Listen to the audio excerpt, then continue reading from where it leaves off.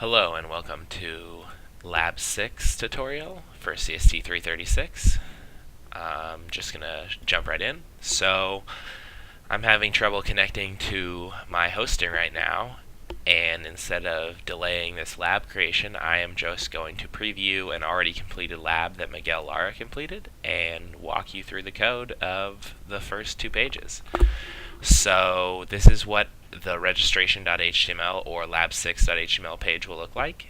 It's just a form. If I type in a zip code and it corresponds to a zip code, Ajax will grab whatever city is related to this, and when I select from the drop-down, Ajax will populate this drop-down with all the counties in California, for example, or Arizona, etc. And if I type a username in here, for example, Doug, it'll tell me if it's available or not. This is from a lab9_user table, with which you'll get all the data so you can insert it into your database. And if I type in bsmith, which is a username I know is already taken, it'll say username is already taken. So we're just going to jump right in, and I'm going to paste in step 1 into this lab6.html. So I have created a blank HTML5 template, and I'm going to paste in to the div. I've deleted everything inside the div, and I'm pasting in step 1, which is just creating a registration form. You can see the form has an action of catalog.php. It'll take it to catalog.php if you click the submit button. For now, you don't need to worry about creating catalog.php. This tutorial will take you through all the basics of Ajax. So we have some input type text, just first name, last name, email.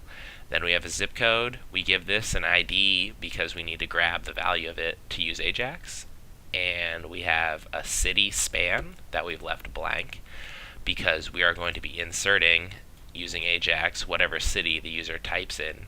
When they type in a zip code, we will use Ajax to insert what city corresponds to that zip code.